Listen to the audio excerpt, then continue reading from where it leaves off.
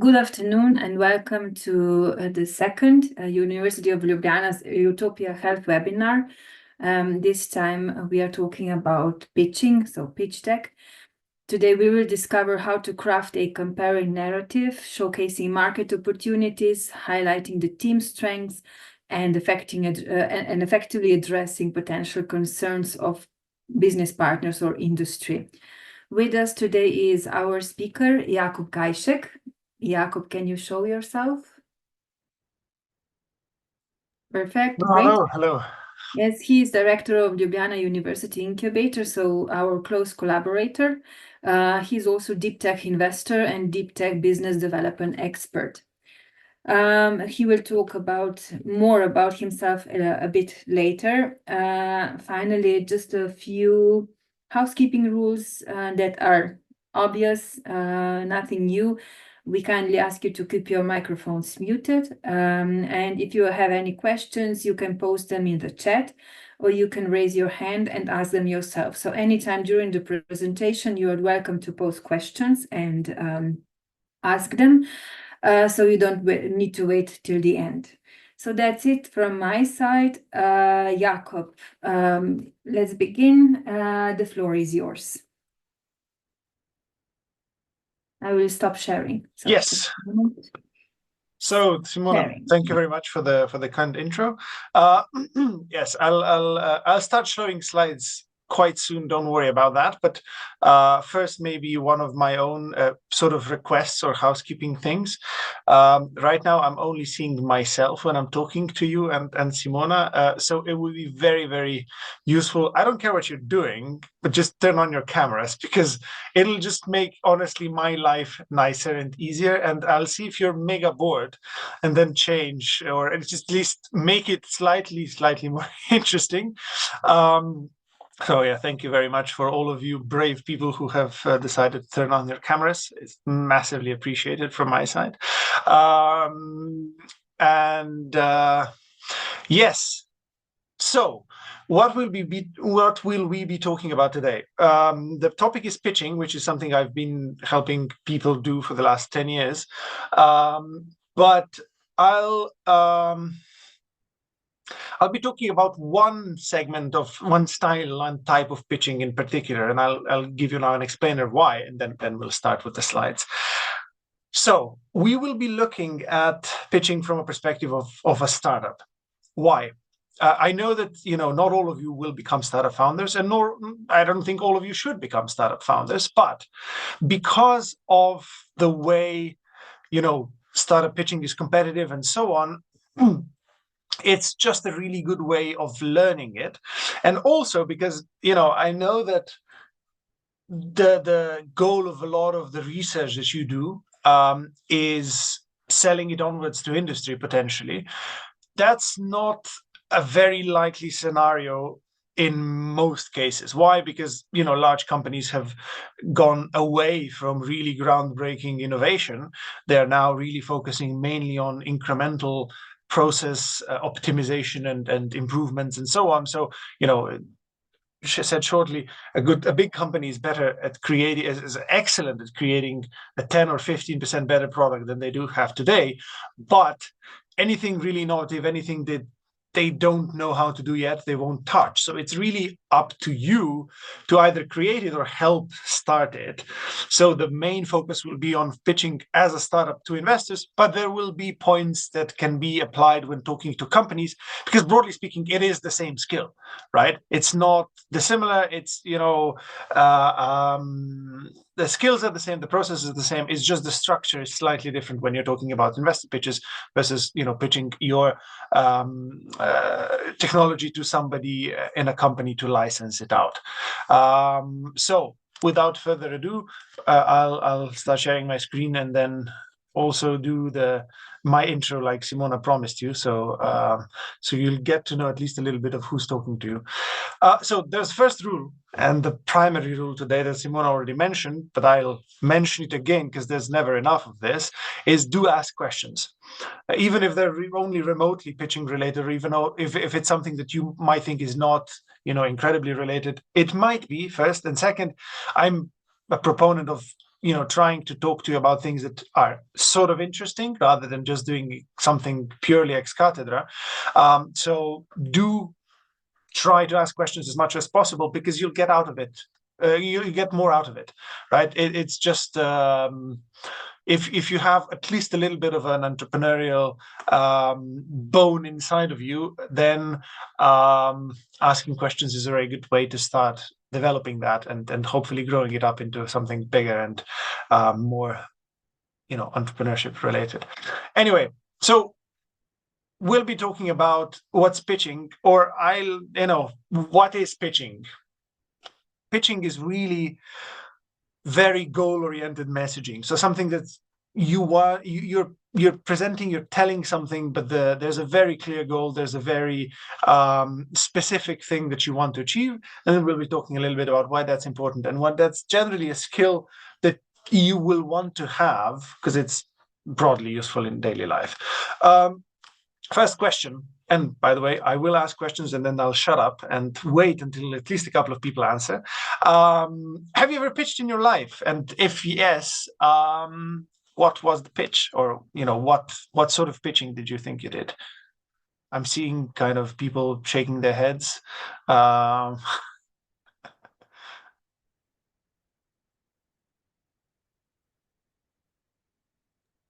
never.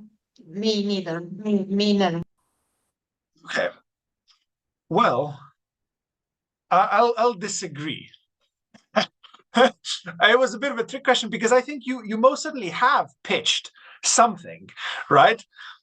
I'll assume that most of you are researchers, because that's what the briefing notes said.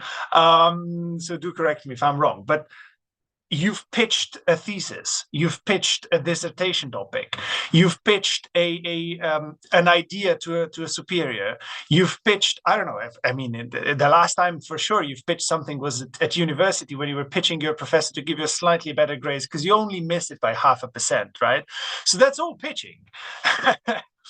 What I'm trying to say is, this is a daily skill. This is something that you use, even though it might not be a startup pitch. And I'm imagining most of you have never, stood in front of a panel of investors and presented what you do Shark Tank style, or Dragon's Den for the Brits among you. That's not the only thing that counts as pitching.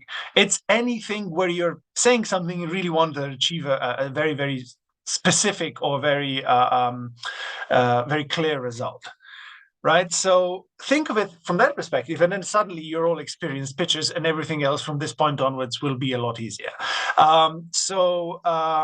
Taking that into account, tell me 1 minute. First 5 of you that say something will get 1 minute to tell me what you do, and then I will do my utmost to, throughout the presentation, say things that will be a little bit more relevant to you, and you'll get a little bit more out of it. So that's your motivation for saying a couple of words about what you do and what your field of study is, or research is, and so on. So do go ahead, please. Who would like to start? If not, I will call someone. It's better to. You will be an assigned volunteer, we call that. Yeah. So 3, 2, 1. I think we have a real volunteer. Yes, I can present myself. Perfect. Perfect. Hello, Thank you. my name is Francisca. I am no longer a researcher, but I did my master's degree in biomedical engineering, and then I did the PhD, also kind of biomedical engineering. And since last year, I'm part of the management team of the Utopia Health project. So that is what I do nowadays. I am no longer a researcher, but since I love the academics so much, I'm still working in the academics field. Thank Is you that very much. okay? Yeah, absolutely. Great. Anyone else? Yeah, I can present myself. Hello, Perfect. everybody. My name is Clara Gomes. I'm working at Nova FCT. I'm a chemist working at the Department of Chemistry. I am also a researcher responsible for the X-ray services here at the department. And I'm an organometallic chemist that nowadays transitioned a little bit to materials to be used for production of hydrogen, capture and degradation of pollutants, and also preparing those by solid state chemistry, which is termed mechanochemistry. I hope this fits the purpose. Thank you. Why are you here? What would you like to get out of this? You're asking me, sorry? Yeah. I would like to learn how to do better presentations, to be more objective in delivering the most relevant points of what I would like to present, the idea. I think that's it, to engage better with those that are listening. Perfect. That's it. Excellent. Any I other brave souls? Okay, thank you. suppose I can go next. Hi, I'm Pierce Ellingson. I'm going to be starting at Ljubljana come the fall. So far, I'll be in physics. So far, my research has been in solving inverse problems between medical imaging outputs and biomathematical models. So I guess my larger project is trying to make mathematical models that we've developed of physiology be able to talk to real medical devices that can help better inform diagnosis and treatment. And I'd say I'm here to better learn about how to begin the entrepreneurial process. Do stop by for lunch when you're in Ljubljana. So, okay, I did say 3, but now we've had a slightly longer presentation, so excellent. We can move on. So I have a bit of a feeling, broadly speaking, you are from the research fields and so on. So that's very good. So last point to be made here, life's a pitch, right? Everything, I mean, most of this is quoted by a friend of mine, a Polish pitching coach called Piotr, who says that life's a pitch and then you die, because essentially everything you do and is some way or another related to getting your message across, right? Because it doesn't matter at the end how great your idea is, or whether your data is much better than the other researchers, or if you've really cracked something incredibly innovative. If you can't explain it in a way that whoever's listening to it will understand, and that consistently keeps on happening to you, it's likely that you're missing a skill. And very importantly, this is a skill to be learned, right? It's not something that you are God-given and born with and can't learn but this is, if you don't believe me, look at videos of, I don't know, Steve Jobs from the 60s and the noughties, right? By the noughties, he was this amazing speaker and guru, and then in the 60s he was this geek, right, who couldn't look at the camera if you paid him for it. And the same could be said for a lot of people. This is a skill. This is something that you get with practice. It's about putting yourself in that sort of situation where you have to present, where you do present, where you test and try. And actually things like speaking in front of a mirror are underrated. They do help you learn. So yeah, that being said, a little bit about me, so you'll have a bit more perspective than what Simona told you. I've been running this incubator since 2018. The incubator itself is quite a bit older. We're in our 21st year now, and we're supporting entrepreneurship and especially deep tech in Slovenia, at the University of Ljubljana and beyond, for a lot of this time, and have had pretty good results. I've founded a micro fund in deep tech 2 years ago. And then before that, I co-founded a private accelerator. I'm originally an engineer in the mechanical and sustainable energy fields. So I can make fun of engineers, and I will do that, I promise. Yeah, that's my bottom line. And in the pitching field, that's something that really I've been doing throughout this time. And hopefully I've also developed the skill on how to help people do that. Though whenever I pitch something of my own, I make the same mistakes that I see startups make. So, who am I to be judging anybody? What I want to do is really share knowledge and experience and answer questions. So don't forget about questions if there's anything. So let's get back on topic. Why is pitching so very important for startups, specifically in the startup context that I said we will be following today? Because, well, they pitch well, but why? Why do you think startups pitch so very well? Or that's such a big skill of the startup journey?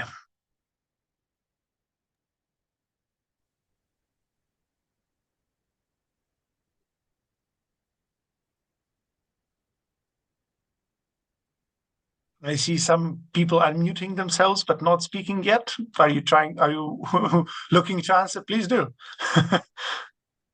They need to get funding, so they need to sell themselves quite well.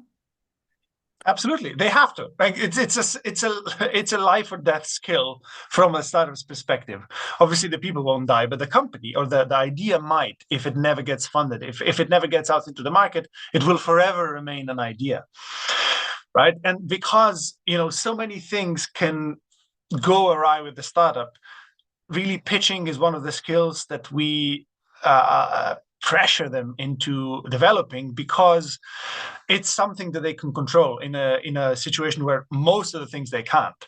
So that's why I'm, again, taking the startup pitch as a main source of inspiration or guidance for this. And also, startup pitches are extremely competitive. Imagine, whenever you've got a startup pitch event going on, you'd always have 5, 10, 15, 20, 25, sometimes even companies pitching, and it's difficult to stand out, and it's difficult to be remembered, and also to stand out in a good way, not just to stand out for the sake of standing out.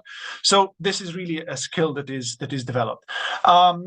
Because they seek investments, and on average, an investor will hear about over 10 pitches every day, right? So this has become an art that's very optimized, it's very clear, and in my view, at least, you can take a lot of the main points out and use it, especially in research and if you're ever thinking about doing something in deep tech or starting your entrepreneurial journey, or even when you're talking to companies, because in a lot of the points you'll see.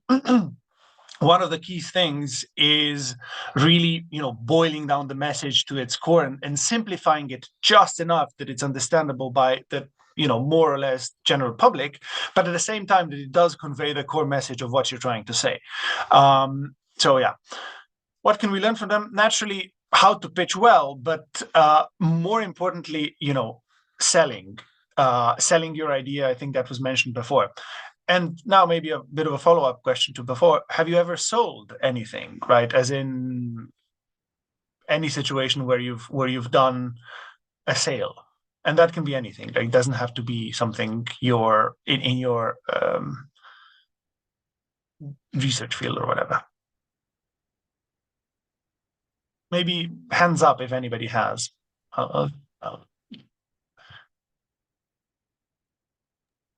You mean like a car or something? I sold my car once. Well, that does count.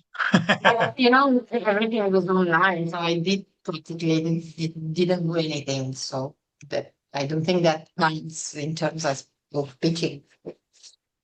Well, yes and no, because you said you sold your car, correct? If I understood correctly, there was something online. You had to prepare a presentation, put an ad online, or if it was in person, you were, telling how well it drives, and what, you know, how there's no damage to the interior and so on. So things that are important to the buyer, right? You were, at least always when we're in a position of selling things, you want to put yourself in the shoes of whoever's listening to you. So don't tell the things that are most important to you, but at least, you know, tell the things that you at least think would be the most important to them, to whoever's listening to you, to whoever is the buyer at the end. Because, you know, you in most cases, that's how you get to that sale at the end. Simona, I think you had your hand up. Do you want to add something, or? No, I just wanted to say that I've sold, let's say, projects or events, partnerships for events. That's it. Yeah, absolutely. And actually, I have to tell that Simona is pretty good at that, because there's a festival that the university is organizing, and I know there are a lot of industry players that support it. So that's, you know, absolutely something that bodes well for the fact that Simona is also a person partly in charge of selling technologies to corporates that the university has. So it's the same skill, right? You know, telling what can be good for the buyer rather than just, you know, saying facts about whatever it is that you're selling. And here you can also maybe look at the difference of selling to an enthusiast or somebody who really understands the topic deeply, where facts and figures and you know, performance are key. And the parallel here is more selling to industry, especially selling to somebody in development or in research at a large corporate, where they will understand the topic at hand, and performance and facts and figures do matter a lot. However, if you're selling to investors, if you're selling to management of any company, those don't matter as much as you might think. And here I can give you an example. I'd say that all of us here are about the same age, right? Give or take.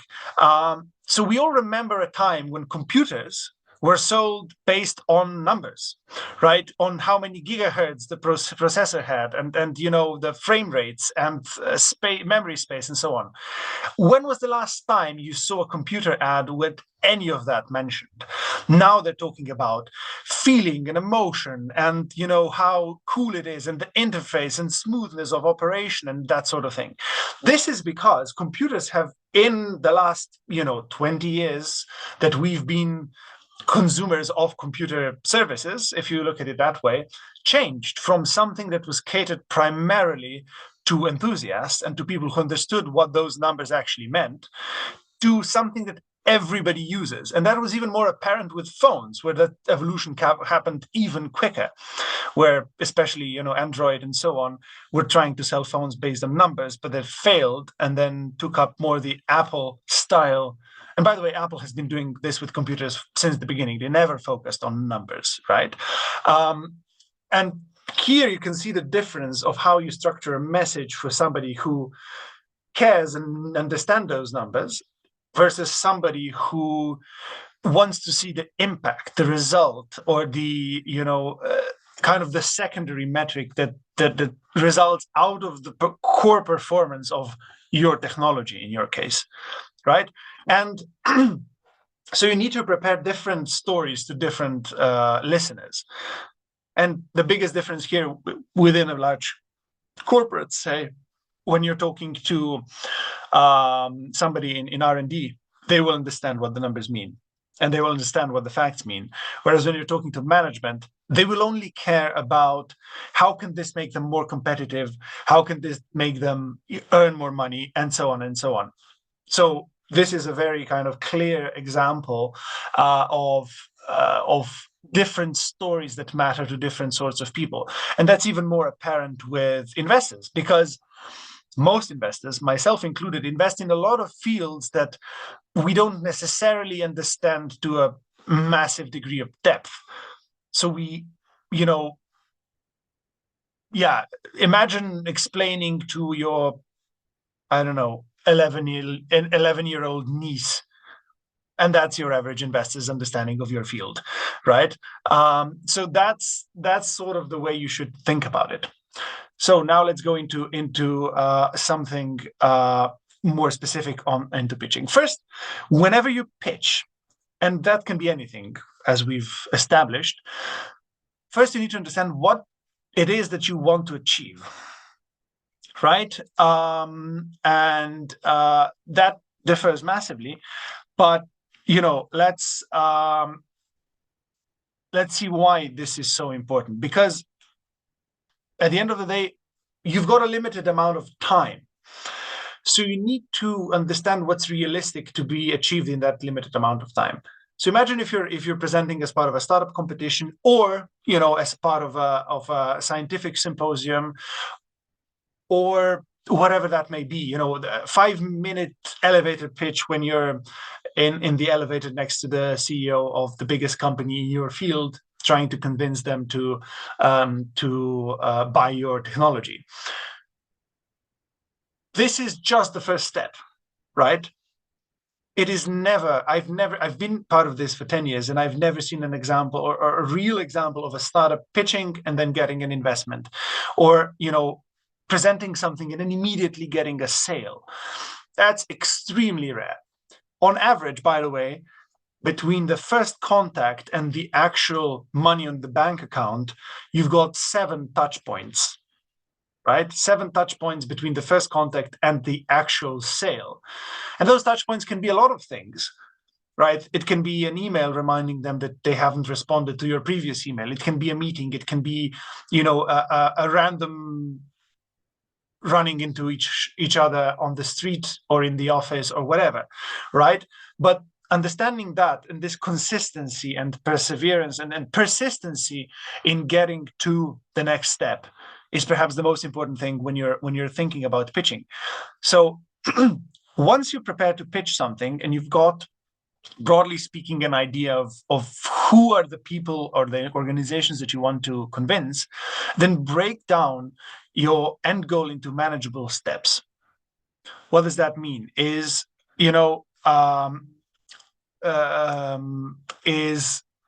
if you're seeking investment from a venture capital fund or from a business angel, understand the process of decision making. If you're trying to sell to a corporate, understand who are the other people. Does the person to whom you're talking own the budget that can pay for your solution? Or will they have to convince somebody else?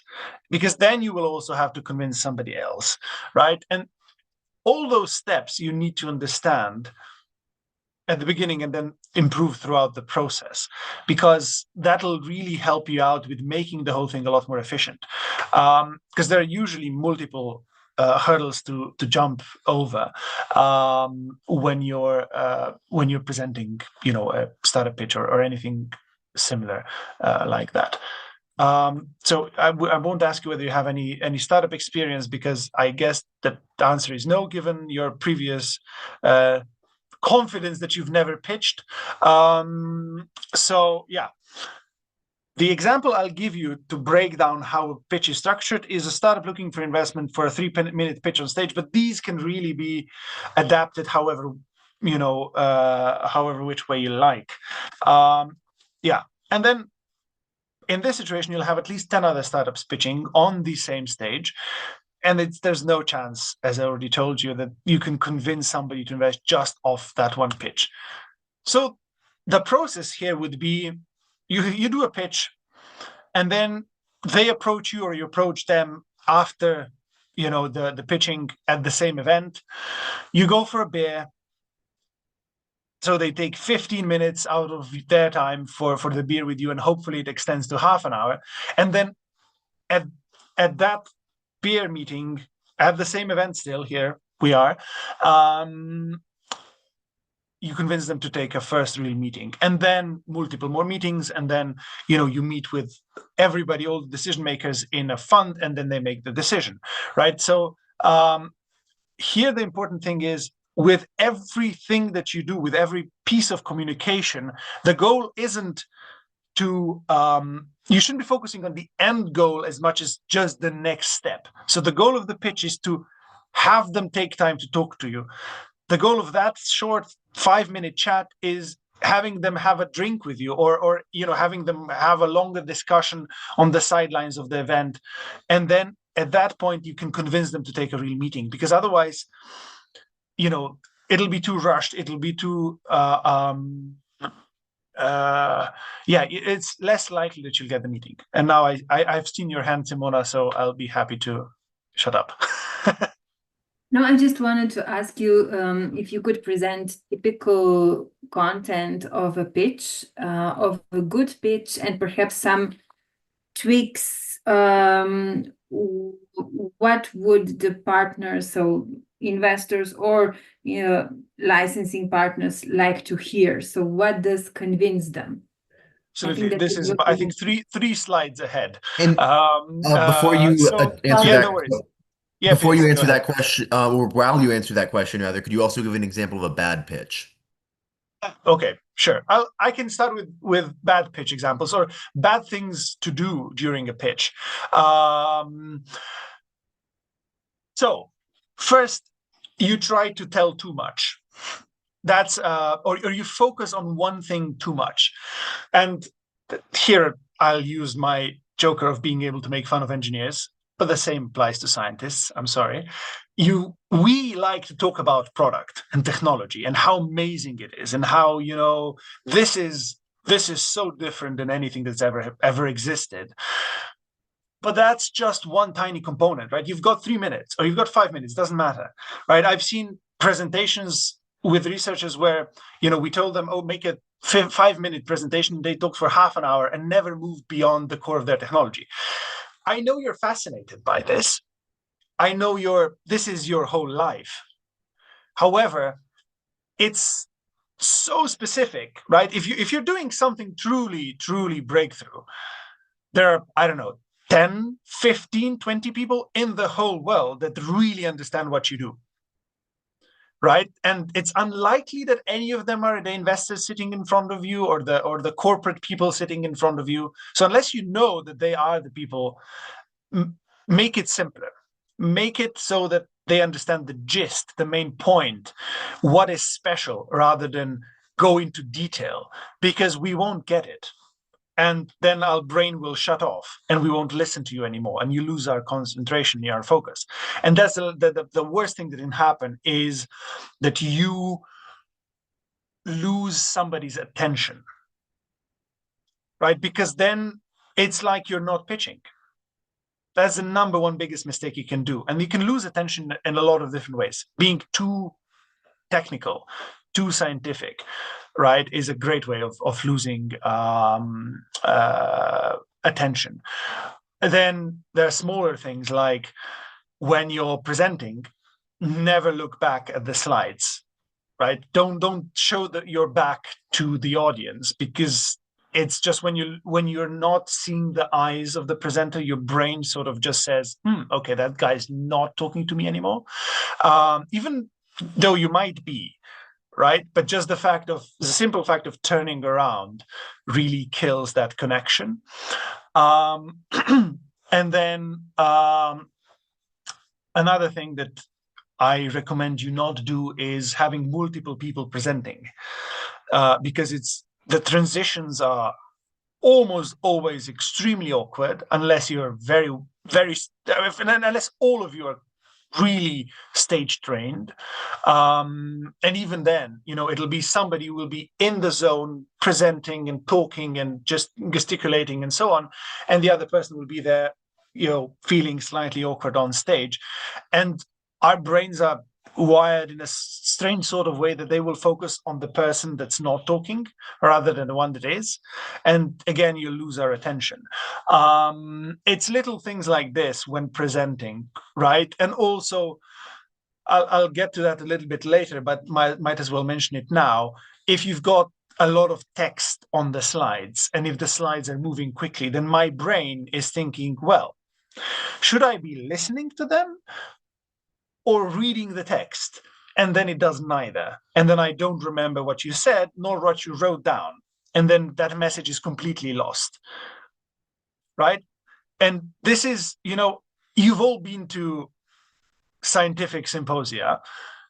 those are prime examples of what not to do when pitching, because I've been to a couple, and I've yet to see, apart from a couple of standout examples, people who have good slides in terms of well structured and nicely presented and clear what they're trying to say with them and so on, and also clear messaging in what they're saying and so on.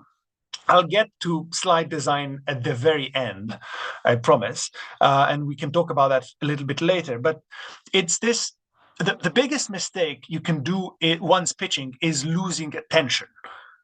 And how you can gauge losing attention are human signs, I call them.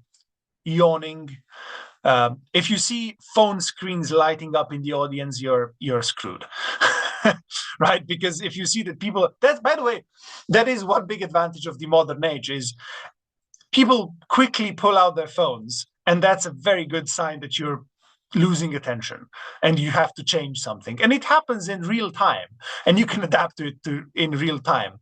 How can you adapt? What can you do is you can change tempo of your speech, slow down a little bit, go down in volume a little bit, or speed up, and then start talking louder and so on.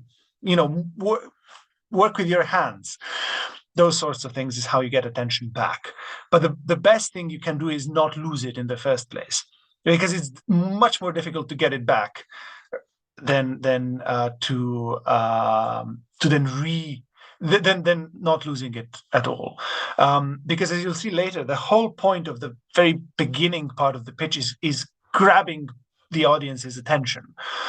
And that's difficult enough, right? But it's easier because, when you're entering the stage, it's something new and so on, and people will inevitably listen to you a little bit more. So using the first bit of time available to you well is extremely important. So let's get into that. Last point here is you can't achieve everything at once, so break it down into manageable steps. And now then the logical answer here would be you figure out what you want to achieve, and then given the time, and then just go pitching. But the point here is preparation is key. So how to prepare, how to make sure that you won't lose attention, and so on. And the number one here, especially as researchers, I've touched upon this a little bit earlier, is you're pitching the whole idea, the whole company, the whole startup, the whole technology in your case. It's not just about the science and so on. It's also about the context, right? Even in the case when you're selling to industry, it won't be just the quality of the technology that matters. It'll be all sorts of things, including timing and who was involved in the development, how's the IP set up, and so on and so on. All of these things matter, right? And on the other side of the table, there are people who understand this listening to you. So they are they don't want to be asking you questions. One of the worst things that can happen is that after a pitch, during the Q&A bit, somebody asks you a question that pertains to something that should have been part of the pitch, right? For instance, the biggest startup killer question in pitching is, how do you make money? A lot of startups never tell us how they will actually turn their idea or their tech into money. And if you get a question like that, you've really missed the mark, because it'll be quite clear that you haven't thought it through, or that you don't know how to present, and you lose credibility. That's the other important bit: attention and credibility. If you've got those two combined, then you've got a good pitch, right? So here, a good pitch has two parts, really. The first bit is getting interest, getting attention. And the rest is just about making sure that they understand that you're credible with this. And structure also helps you not forget anything important, right? At the end of the day, we're all scatterbrains and we are thinking about a million things at the same time. And it's easy. And the worst thing, the worst feeling you can have as a pitcher when you stop is thinking, oh crap, I've forgotten something really crucial, but there's no going back anymore. You finished the pitch and you're getting off the stage and you can't speak anymore. And then, but you know that you've forgotten to say something that was super important. So, having a structure in your head is quite important and can help you pitch well and also helps you be within the time, because usually there's a time constraint. And nobody likes the sort of people who have a 5-minute speaking slot and take up 15, or worse, they've got a 15-minute speaking slot and take an hour and a half. I'm sure you've all been to lectures like that, and none of them were fun, at least in my experience. So you don't want to be that person. You want to be the person where you finish with the pitch and then the bell rings a second after and everybody's like, ooh, this one has prepared well, right? So yeah, this is a structure, right? The structure really depends on what you're trying to achieve. This is something that can be quite typical for a startup pitch, right? But then certain things you can omit if it's a licensing deal pitch, right? Certain things matter a lot less. First is you're wanting to grab attention, interest from your listeners.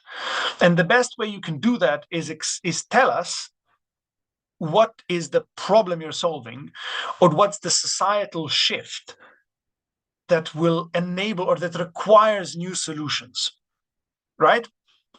And so the societal shift bit is especially useful when selling to companies. Why? Because imagine right now, put your CEO hat on, you're the CEO of a large multinational. And there's this Jakob guy who's come to pitch to you. And I come to you and I'll tell you, do you know you have a problem? Your first reaction is aversion. Me? Like I run a Fortune 500 company. I don't have problems, right? So you want to trick them a little bit and tell them, oh, well, there's this big shift happening. And there will be winners that will win because every shift is an opportunity. And of course, there will be losers, but in their mind, they're all thinking, okay, I'm a winner. What do I have to do to win? Right? So that's kind of how you establish interest at the beginning. You hit them with a big problem that you're solving. That's more interesting for investors. Or you hit them with a societal shift that is currently happening, which will require new solutions. And, oh, hey, presto, here's my magic wand that will change everything, right? That's sort of the image that you're painting here. Then once you establish the attention, the interest at the beginning with presenting the problem, you tell them what the solution is. And here I'm specifically not saying product, I'm saying solution. Why? Because unless you're talking to somebody highly technical, really from your field, who gets what you do, they're not interested in the tech. They're interested in what this tech can do, specifically what this tech can do for their company, right? For instance, one of our startups is in hydrogen, right? And they're working with some very large OEMs in the automotive industry. The managers of those companies don't care about how their electrocatalysis works. What they care about is that they'll catch up with Toyota, who's currently killing them in the hydrogen market, right? So that's the image that these guys are always trying to paint when talking to management. When talking to the R&D people, that's a different story. They're talking about metrics and performance and, I don't know, millivolts per square millimeter, right?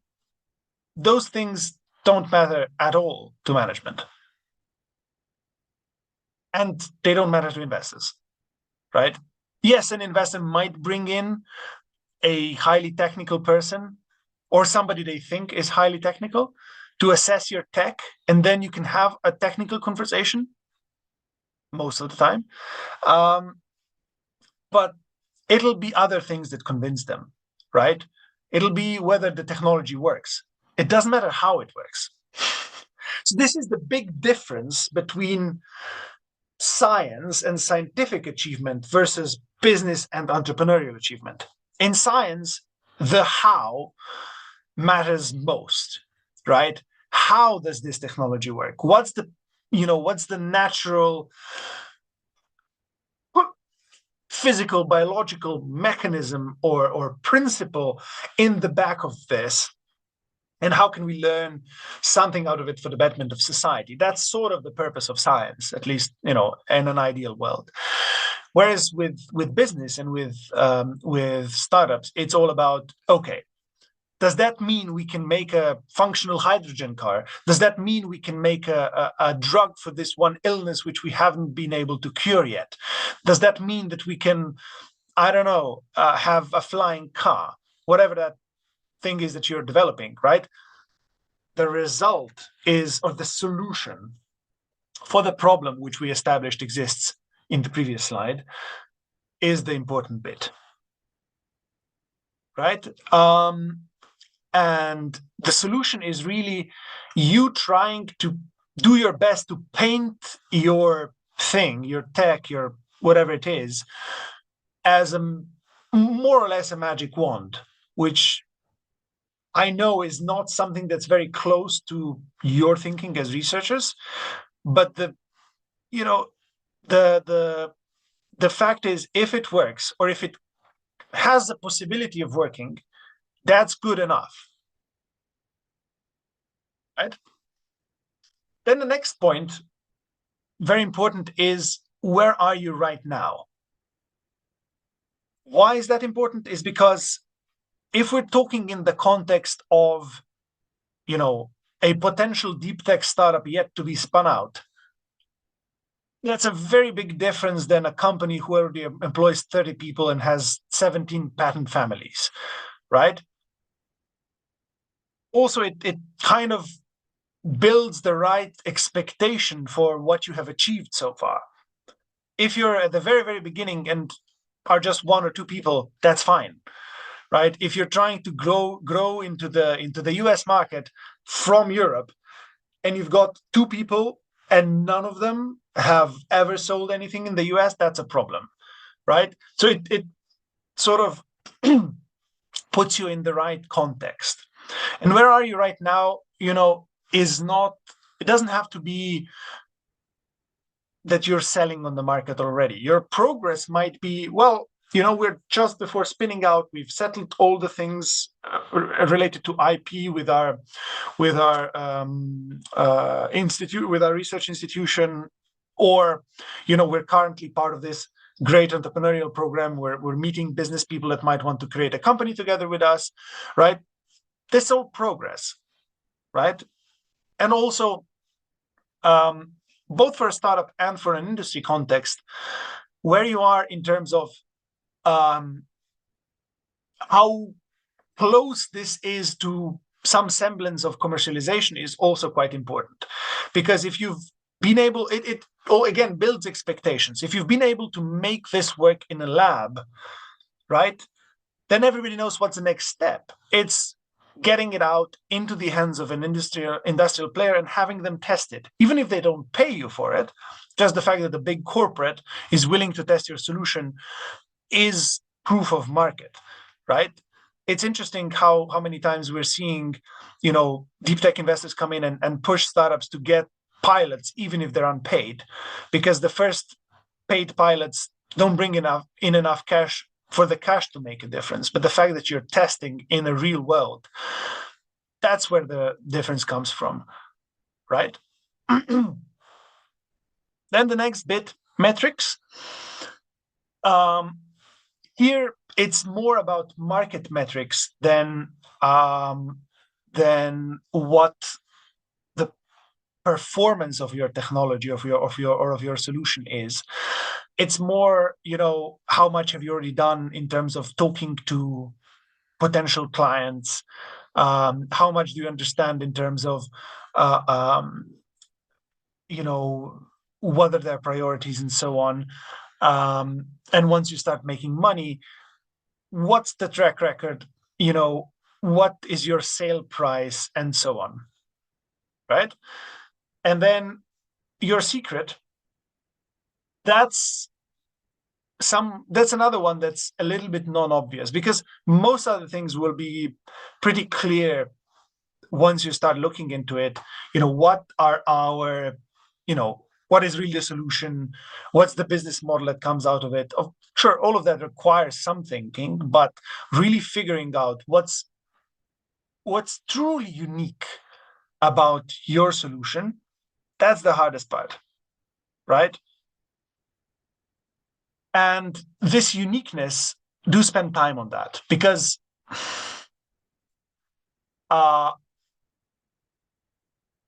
it's not the same as scientific uniqueness.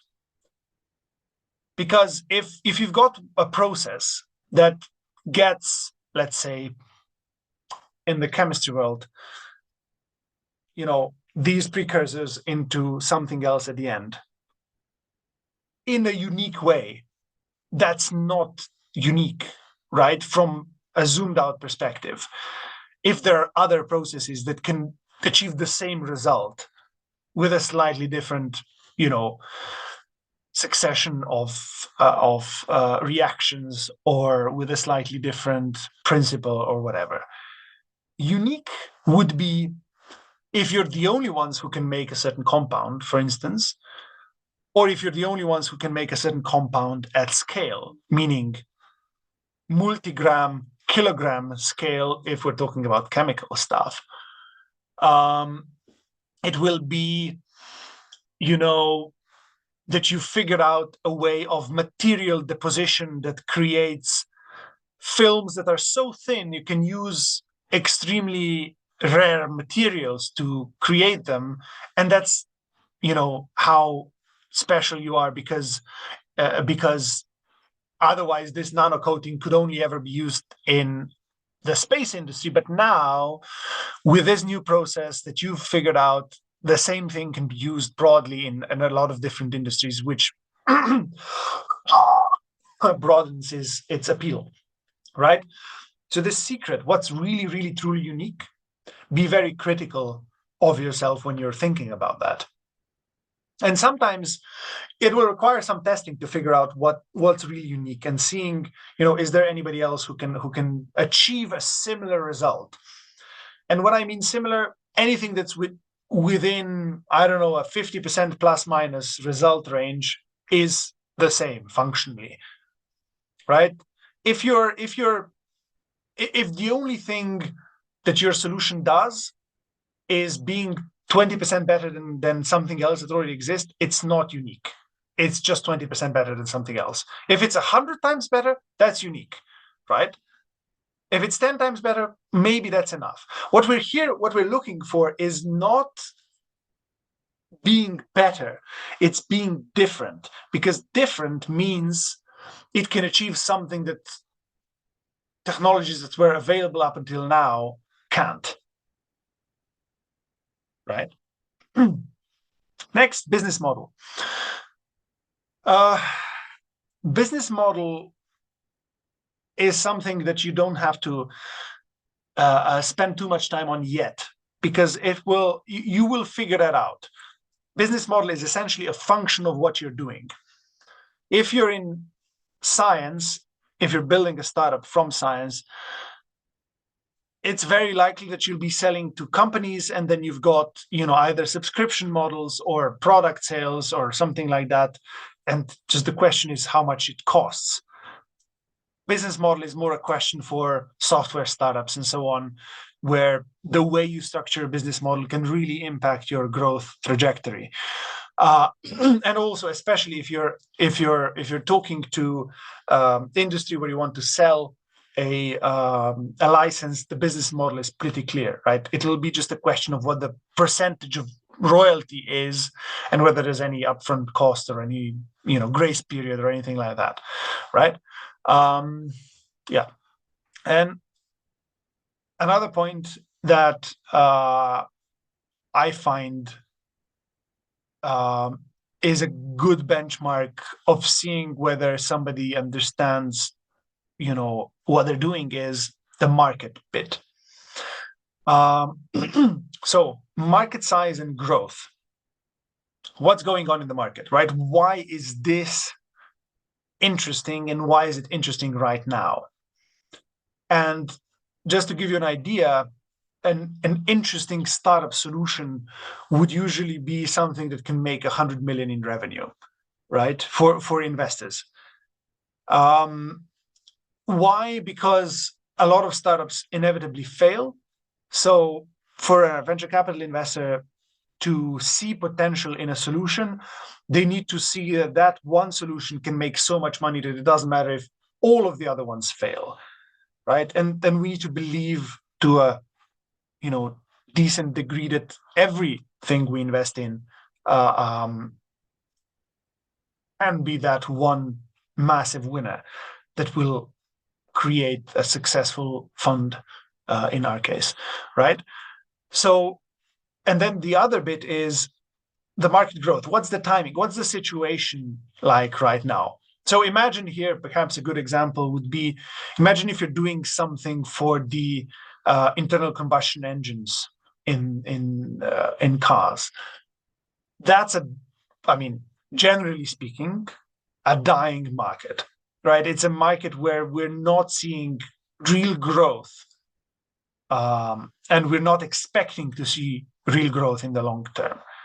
So if you're doing something that field, it better be excellent and it better scale fast, because the market, you'll have to outpace the market massively. Because there are two ways how you build a great company. One is you enter a market which has existing players and you disrupt them. Disruption is something that's a word that's thrown around a lot in the startup world, which just means that you change how things are done so much that incumbents, so existing companies, can't really compete with you. Or the other way, how you create a great, industry-defining company is you enter an industry that's nascent, and then grow with that market.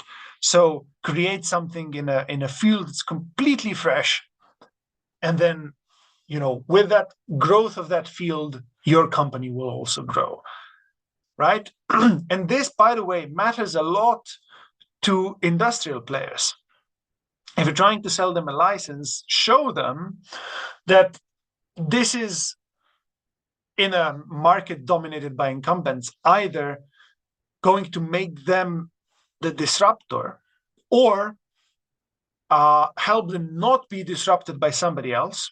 Both are valid.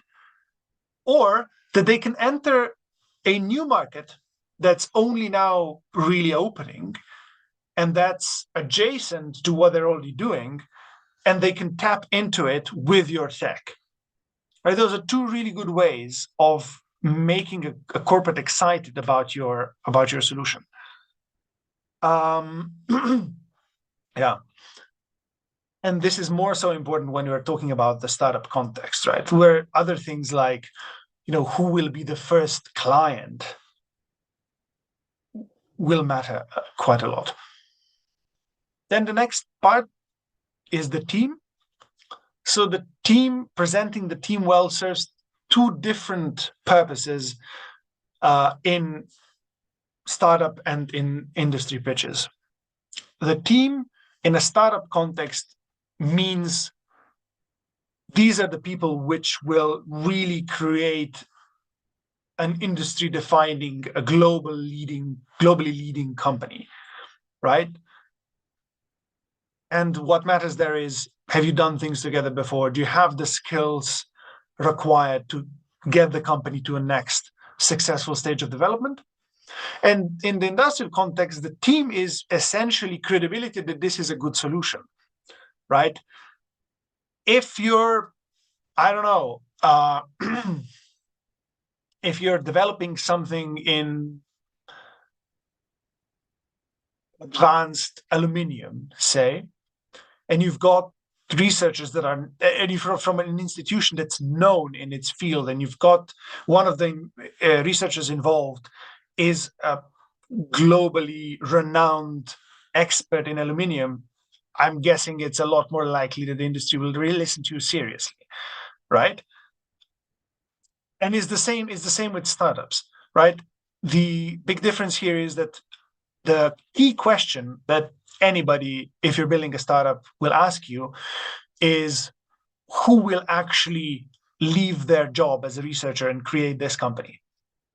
That's the first question I ask researchers if they show up to us, because it shows commitment. It shows whether they're serious about it, right? And sure, they don't necessarily have the answer yet, but at least you start thinking about it. With industry, it's a little bit different. It's more about giving credibility. Then next bit is competition, right? Who else? And by the way, the worst answer you can give is we have no competition. There is competition for absolutely everything, right? Sometimes that competition is utterly miserable and really, you know, not worth mentioning at all. But you still have to say what it is, right? Imagine something like a note-taking app on your phone, right? The first one, well, there wasn't another note-taking app for your phone. However, there was pen and paper, right? And of course, pen and paper has many, many disadvantages compared to a note-taking app on your phone. However, people still use it today with thousands of note-taking apps available on the market, right? So it has something to offer, right? And it needs to be mentioned. If for nothing else, for the fact that it shows that you understand what are the current solutions being used in this field. Because if it's a field worth tackling, worth exploring, there is already something, right? And then once you have a competition mapping or a competition map done, the question is, how do you position yourself against that competition? And the biggest thing here is you position yourself with the secret, right? Because if you have something truly unique, you can credibly say, yeah, we have competition, but nobody really understands what the market needs, or nobody can really do what the market needs, right? And this combination of the secret, so true uniqueness, understanding of the market, and positioning those two versus one another is something that I want you to think about, right? And you might not have all the answers yet. We've had, I think, 2-3 years ago, a chemical process that, you know, a group of researchers was thinking about spinning out in. They were using waste from certain industrial processes to create a compound that could be used in the food or in the cosmetics industry, right? And the team was really motivated, and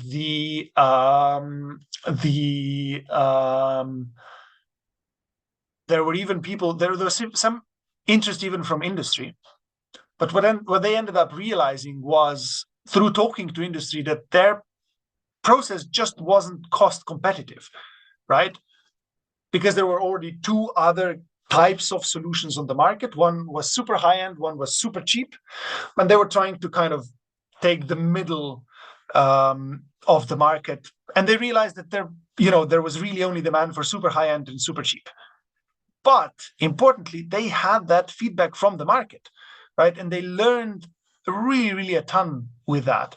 And fast forward 2.5 years, that same team or that same group is now creating a spin out. They got funding for it, even from a venture capital fund.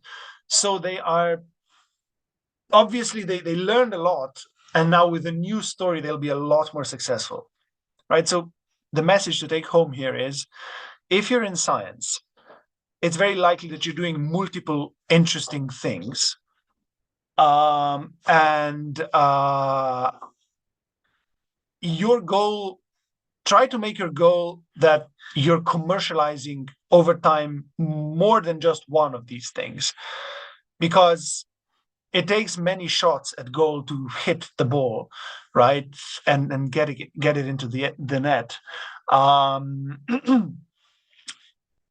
and just, if you take more shots, it's just more likely that one of them will succeed, because that's generally also advice that we give to startup founders. Don't be discouraged, because it's statistically likely that your first attempt won't succeed, but that's fine. That's part of the journey, right?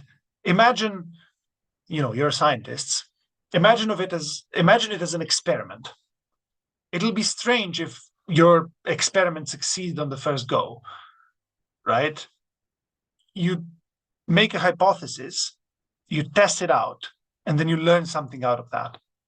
And then you improve the hypothesis, or you improve the process, and you reset it, you retest it, and then learn and learn and learn and learn. And that continuous learning essentially is what startups are also, right? So, yeah. The second to last bit that I haven't talked about yet is the ask. When you're pitching, do give us an idea of what you want. Why are you presenting? Right? That's another question that you don't want to get post-pitch, which is, well, why are you here? Because you didn't tell us. Are you looking for $500,000 in investment? Are you looking to sell your license? What is it? Right? And here, be blunt, right? Be transparent. This is how much money we need to create a company out of this. This is how much money we need, or this is our licensing offer, right? Because also in negotiation, the side that gives out a number first is more likely to get close to its desired number. That's called anchoring, by the way. You drop an anchor somewhere, and then the ship will turn near the anchor, right? That's another general tip. Don't be afraid to work with numbers in the financial sense, right? As much as I'm discouraging you to use numbers when you're talking about how great your science is, and on the financial side, be pretty clear, right? We need $500,000. I mean, obviously that number has to come from somewhere, right? You need to have reasons why you need a certain amount of money for investment, for instance, right? Yeah. And then also, by the way, for licensing, the thing that will define how big of a royalty you're taking is usually the industry that you're selling to, or the type of product that you're sort of presenting to them, right? If it's software, it'll be higher. If it's hardware, it's a lot lower, right? Those are usually industry set. And by the way, with investments, it's similar, right? It's, a typical super early investment will be 50 to 150,000 euros or something like that. It can be a lot more, but you haven't co-founded Apple, right? Yeah. And then why am I mentioning end here? Because at the end, there's often a lot of unused real estate. The last slide you should use. Why? Because during the Q&A session, the slide will likely be up. And if the only thing there is "thank you!" there's just waste of valuable real estate. Put something on that, encourages them to talk to you again, or that reinforces the message of how great you are. Put your client logos on there. Put, I don't know, something along those lines, right? And then that's a useful slide to finish on. Yeah. I think that's a bit of a redundant slide now. Anyway, let's talk about design of slides. And here, please do ask questions, because these are relatively general, and I'd be more than happy to be more specific. There are 3 rules of good design for slides. Slides should be legible, they should be simple, and it should be obvious what you're trying to tell with them. So legible, what do I mean by that? Should be big, bold letters on, a flat or on a solid background. White on black, or light colors on dark colors versus or the other way around, light background, dark text. Simple, if you're putting graphs on slides, put one graph. I know. I've also seen research slides with 16 graphs. I mean, you've got to be a proper expert to get what they're trying to say, right? And yes, you might be, as hopefully we've established, you might sometimes talk to proper experts, but most of the time you won't, right?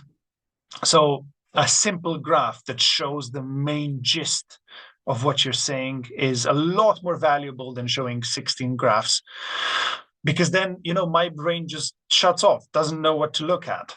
And then I'm not listening to you anymore. You've lost attention, right? And then obvious, there should be a clear message behind each slide. Each slide should address one of the points from before, right? The market slide should talk about market and its size and maybe its growth, right? Or if you want to really talk about market size and market growth in depth, those are 2 slides. Don't be afraid to have slides that have a quick point, 20 seconds. You show an image, you say a couple of words, and then you move on, right? That's fine. If you're putting images, usually a full slide image of something that you're trying to show as an illustration to what you're saying is a lot better than, 100 different images, unless you're trying to show that this is a chaotic industry or field in one way or another. Have one image that illustrates your point really well. And then if you want to make 2 points, have 2 slides with 2 images, right? One image per slide, right? That would be my advice. The best example I can give you is an obviously good slide would be the sort of slide where I walk past the room where the pitch is held. I look inside through the door, and even if I don't hear what the person is saying, I have a general idea of what they're talking about just by looking at the slide from far away, which again means big font, not a lot of text, right? And walls of text, I really, really don't think that's a good idea. It's one thing if you're sending it over email and you want to convey a lot of information, but if you're presenting something on stage, a lot of text, as I told you, just my brain just gets a human brain just gets confused and doesn't know what to do, and then it does nothing, right? And then I'm not listening to you, and your message just isn't getting across. Why is all of that important? Because you're the content, right? What you're saying is important. The slides are merely illustrations. One thing I've already said, have one person presenting. Yes, for answering questions, that's another story, right? Answering questions, multiple people can be involved. If there's certain specific expertise, or if one person is just better at presenting, doesn't know the tech that well, sure, bring on the tech person to answer the tech questions. Absolutely. But a pitch is a performance. Choose whoever is best at that performance. Yeah, sorry. And then a couple of other tips to do with, let's say, language, right? If you're not native speakers of English, it's likely that one point or another you will be pitching in English. Choose whoever, has the best combination of good language skills and good presentation presence or skill, because it'll come across better. And don't be don't try to use words that you're not using commonly. Because the last thing you want to do is be remembered as the person who tried to pronounce a really long word and failed, right? And then also the register, the type of language that you're using. If you're pitching in your native tongue, it really depends. Like, for instance, in Slovenia, presenting with a regional accent is completely fine. In certain countries, it's absolutely frowned upon, right? I've learned this the hard way because I had a pitching workshop in Croatia and I told them, yeah, it's fine to use your regional dialect. And they were like, no, it's not accepted. Right? Yeah, you would know that for your home country. Similar with the way you dress, right? Be professional, but be yourself, right? Don't be that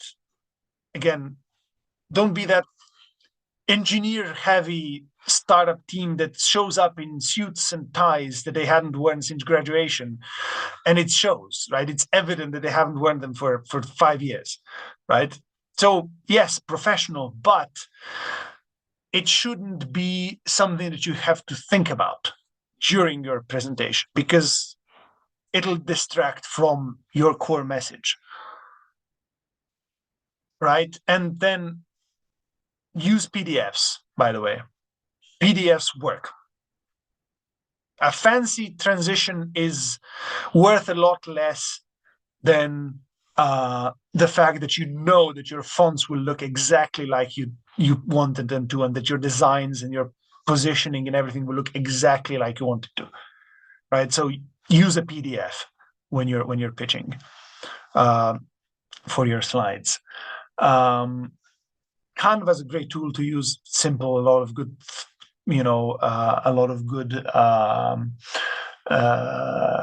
templates that you can utilize. So yeah, I think we've got about 10 more minutes. I'm more than happy to take questions. We're essentially at the end. So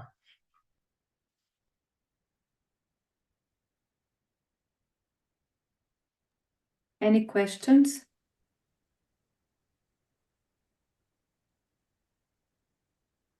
So Piers before said that asked about really bad examples. You said some, you mentioned some, Jakob, but do you perhaps have more anecdotes, perhaps? Yes, don't try to get attention just for the sake of getting attention. I was once at a pitching event where one of the pitches was a sword swallower. So he would swallow a sword during the presentation. I can't remember what his company was, but I do remember the sword swallowing. So he didn't get the right message across. Right? And jumping on stage and running around, again, you'll be remembered as the person who ran around rather than the one who had a really great solution. Yeah. Videos, by the way, don't use them, right? Because it's like having, especially videos with sound, because what will happen is you'll play the video, you'll stand awkwardly next to on the stage, and people will look at you being all awkward and forget what the video was trying to say, right? So you can have a video if it has no sound and you're talking, so you're doing the narration in real time. That can come across as really good, but it's hard to pull off. If you can do it, amazing. Sorry. Yeah, that's definitely something that you should try avoiding. What else? Perhaps any questions in between? Okay, so everything was really clear. Let us then The last. Monica had her hand up. Oh, sorry, Yeah, sorry, actually, Monica. you said about PDFs. What is your opinion about animation if the presenter is really timed to do it? Or I mean, I don't think it's a necessity, right? And even if you do use animations in your slides, make them simple, like yes, transitions from slide to slide. Animated are fine, but the slides where you've got words jumping up and down and turning around and so on make you look very 1990s, I think. Yeah. actually, I was thinking about appearing some new information on the same slide, so you don't have to jump from slide to slide if you want to clip it clean and you did not talk about something, but you want to have it on the same slide, but then it does not have a payoff. Yeah, definitely. So look, that can be very useful. How I usually do it is I would have, if there's, let's say, a slide with 3 bits of information I want on. Yeah. First, I'll think whether it's better to have 3 distinct slides, but sometimes it isn't, right? Then what I do is I'd have 3 slides. The first one is just one piece of information. The second is the first and the second bit added. And then the third slide is that, because that allows me to have a PDF, because I don't know, I've been to presentations where at the universities are notorious with this. You show up at the lecture room and there's a computer running Windows XP, right, from 15, 20 years ago, and just doesn't work with modern, PowerPoints. So a PDF does work though, right? So that's what you avoid, and at the very, very small cost, in my opinion, of losing a fancy transition, right? Okay, thank you. Yeah, that makes sense. Okay, perhaps any more questions? If not, perhaps some final advice on how to start. For example,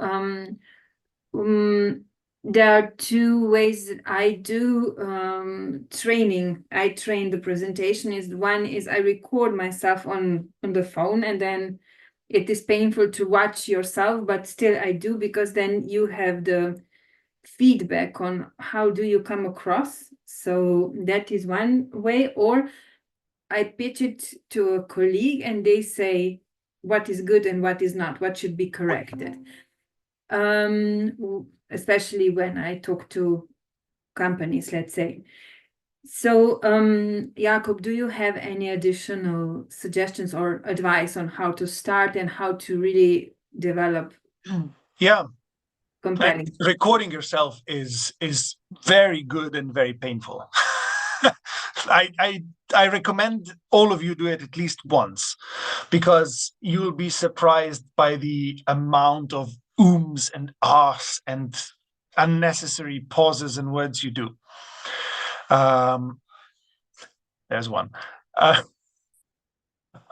So you have the luck, and I do mean this, that your researchers thinking about maybe doing something entrepreneurial at a time where in Europe that's one of the most encouraged things you can think of. Because the current climate in Europe has great science, but we've sort of forgotten we have to do something with it, right? So we do amazing science, but not a lot of innovation, not a lot of making tangible stuff out of that science. And that just has meant that we've, in the last 20 years, there were very few technology companies coming out of Europe. It's either been the US or China that have dominated this scene. And by now, it's become clear that science is the thing that Europe will use to catch up in the world. Hopefully we will. I'm very pro-Europe. So what that means for you is there are a lot of people willing to help you. Whatever your institution is, there's probably a TTO, an incubator, maybe even multiples of that. There's maybe somebody else in your city or in your ecosystem or in a country that is trying to do something. And even if there isn't, there are pan-European initiatives that are really trying to build up this lost skill, so to say. So there are people who are paid to listen to you, is what I'm trying to say.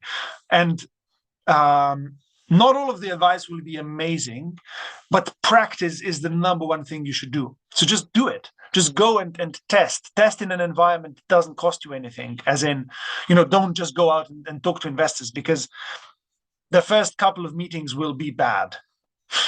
So let's, do the meetings where you will inevitably be a little bit crap with people where it doesn't matter whether you are, who are literally there to help you out, right? And within our university, that would be me, it would be Simona, it would be, everybody else at the incubator and everybody else at the TTO, who are literally there for you, right? And I'm thinking that I don't think there's ever been a better time to be, and actually, once this gets more developed, it won't be as good of a time anymore, because certain people will take this opportunity now. So in 5-10 years' time, the scene will be very different, because certain research institutions, certain researchers will have taken the opportunity, right? So the scene will change. So don't be afraid to be a bit crap, because that's maybe the most important piece of advice, because you will be. It's a new skill. You've never done it, right? Apart from, pitching to your professor to give you 0.5% more. But that's fine, right? That's part of the journey. Thank you. Thank you very much.